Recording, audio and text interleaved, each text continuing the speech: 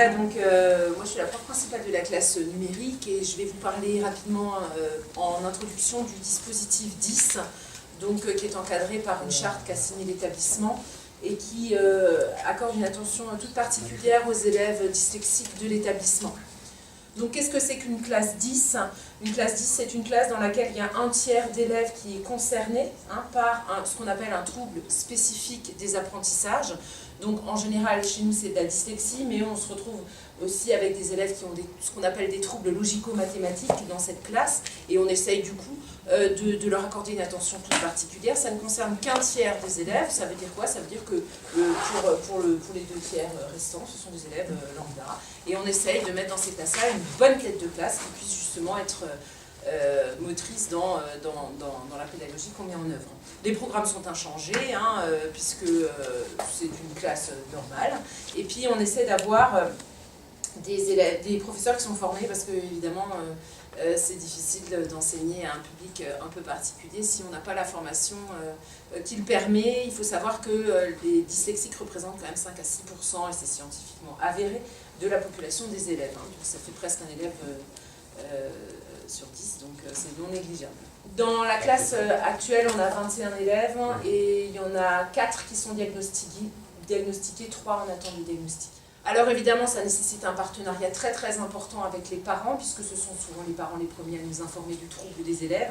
Alors le statut de REP+, fait souvent que ce sont les enseignants du primaire qui le font, et puis c'est nous qui prenons contact avec les parents, mais c'est vrai que c'est eux qui sont en général le plus au fait de ce qu'il faut mettre en place pour leurs élèves, leurs enfants.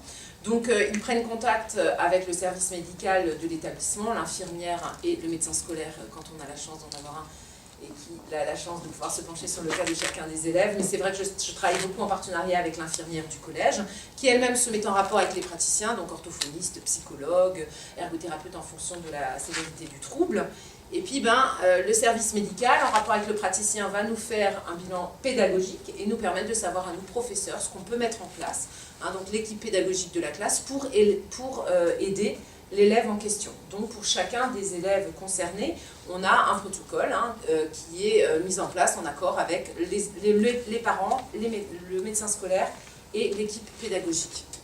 Qu'est-ce que ça a comme impact sur les apprentissages et la pédagogie mise en place en classe, et surtout, quel est l'apport du numérique par rapport aux difficultés qu'ont ces élèves-là? Donc il faut savoir qu'un élève dyslexique a de gros problèmes de lecture, et que le numérique va lui permettre de pallier certaines difficultés et éviter justement ce que j'appelais la double tâche, c'est-à-dire sur quoi est-ce qu'on veut évaluer l'élève? Est-ce qu'on veut l'évaluer sur sa capacité à raisonner, à calculer quelque chose, ou est-ce qu'on veut l'évaluer sur sa capacité à lire? En évaluant un dyslexique, on ne fait que l'évaluer sur sa capacité à lire si on ne lui donne pas des manières justement de compenser ça. Donc le numérique va l'aider à plusieurs niveaux. Donc déjà, on va avoir le traitement de texte grâce à l'aspect bureautique de l'outil qu'on vous présentera tout à l'heure. Donc on va passer par l'image, on va avoir un certain nombre de pictogrammes qu'on pourra leur mettre à disposition sur des sujets classiques d'évaluation, des pictogrammes qui permettent de faire appel à des consignes qu'ils ont l'habitude d'exercer. Vous allez avoir aussi des fichiers sons qu'on peut intégrer assez facilement, qui vont leur lire la consigne à l'aide d'écouteurs, puisque ce sont des élèves qui sont en difficulté de lecture. On passe de toute façon toujours par la lecture, mais l'outil numérique nous permet d'individualiser vraiment. De ce côté-là, on a aussi mis en place des diaporamas sonorisés dans le cadre de la pédagogie inversée. On reviendra dessus tout à l'heure si on a le temps. Et qui évite là aussi la double tâche, puisque les élèves peuvent écouter le contenu magistral en amont ou pendant ou après les cours, et autant de fois qu'ils le souhaitent. Et puis on a des applications aussi qui sont disponibles sur les tablettes, et des applications de remédiation ou liées au manuel interactif qui permettent aussi d'accéder à tout ce qui est sonorisé, audio. Tout comme l'accès Internet permet d'accéder à des sites comme des sites qui mettent à disposition des livres qui sont lus. C'est ce qu'on appelle la littérature audio. Et il y a des sites sur lesquels il y a des livres qui sont lus, notamment tout ce qui est dans le domaine public. Et donc là aussi, c'est vraiment intéressant pour les élèves. Quand il y a des œuvres classiques à lire, ils ont accès directement via Internet à ces œuvres-là. Donc, en ce qui concerne les troubles de l'écriture, puisque ce sont des élèves qui cumulent souvent les problèmes de dyslexie avec de la dysgraphie, ils ont donc des problèmes pour écrire correctement, donc orthographier correctement aussi, puisque souvent un dyslexique est dysorthographique par nature. Donc là aussi, on va avoir un accès simplifié sans manipulation excessive à des dictionnaires, à des boîtes à mots quand on fait une rédaction, par exemple. Quand je fais une rédaction, je fais un trésor de mots sur lequel ils peuvent se rendre très facilement sur leur bureau, hein, et puis donc du coup, ils ont du vocabulaire sans avoir à le chercher. Ensuite, on peut avoir aussi ce qu'on appelle un logiciel à commande vocale. Donc on ne le fait pas pour les petits, mais on commence à l'apprendre aux grands. Donc il suffit juste, donc c'est de la dictée vocale, il suffit de dicter et l'ordinateur écrit à la place de l'élève. Donc ça nous permet à la fois donc, de pallier la difficulté, mais aussi de les former à ce genre d'outils pour ceux qui se destinent à des études longues, qui sera, grâce au numérique, justement facilité, hein, puisqu'ils vont pouvoir écrire en parlant. Ce qui est quand même très très très intéressant pour eux. Puis on a le traitement texte qui évite aussi les ratures, les problèmes qui sont au brouillon quand ils écrivent, hein, et puis la lenteur de l'acte d'écriture aussi, même si ça nécessite là aussi la formation au clavier, hein, d'où l'intérêt aussi de l'outil hybride. Et puis il y a le correcteur orthographique auquel il faut aussi les former. Voilà, donc en termes de pédagogie différenciée, on essaie de mettre un certain nombre de choses en place pour individualiser les parcours. Donc ici on a l'utilisation d'applications de remédiation, comme d'école par exemple, qui sont des applications qui sont installées sur les tablettes des élèves. Donc ça c'est vrai que c'est un outil intéressant parce qu'il permet d'individualiser les parcours, de donner des exercices précis à des élèves en fonction des compétences qui leur posent problème ou pas.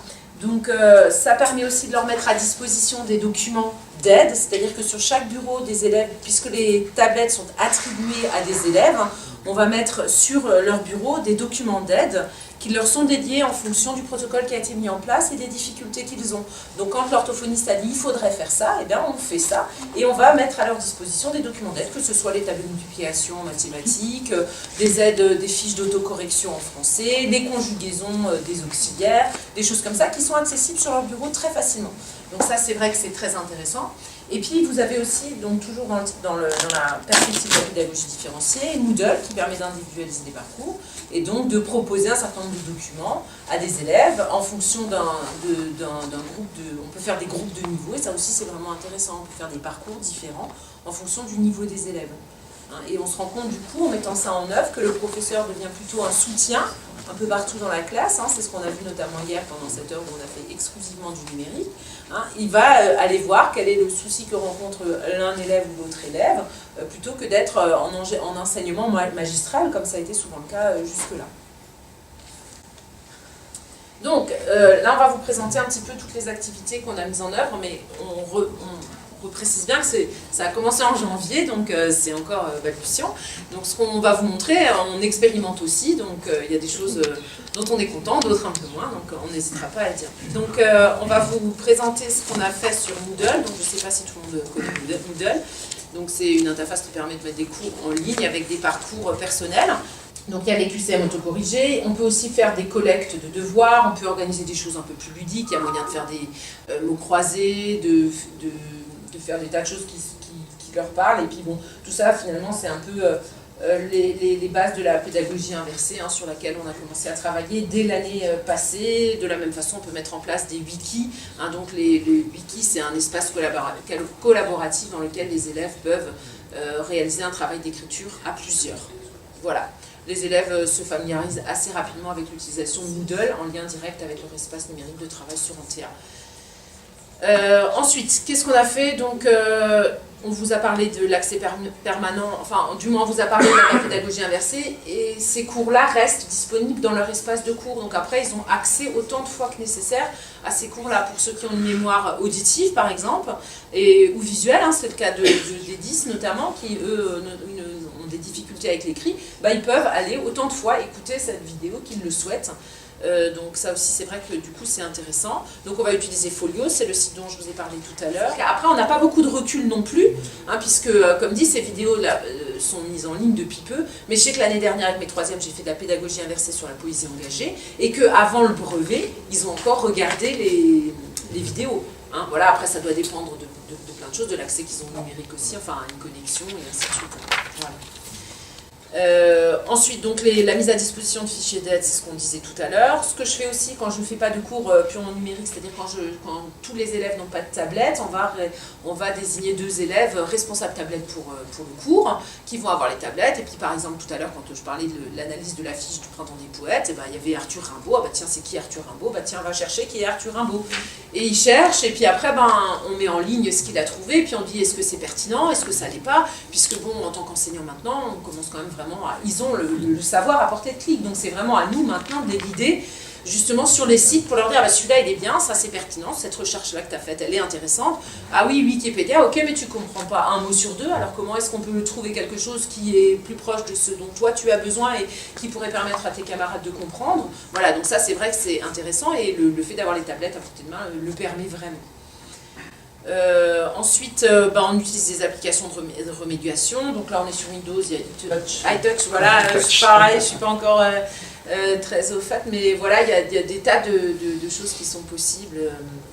Et c'est vrai qu'ils le seront encore plus quand ils auront l'occasion, s'ils ont l'opportunité d'emmener les tablettes chez eux. Ensuite, il y a des tas d'accès à des sites dédiés. Donc il y a GeoGebra, par exemple, en mathématiques. Le CCDMD, c'est un site québécois d'exercices interactifs de langue française qui sont très intéressants.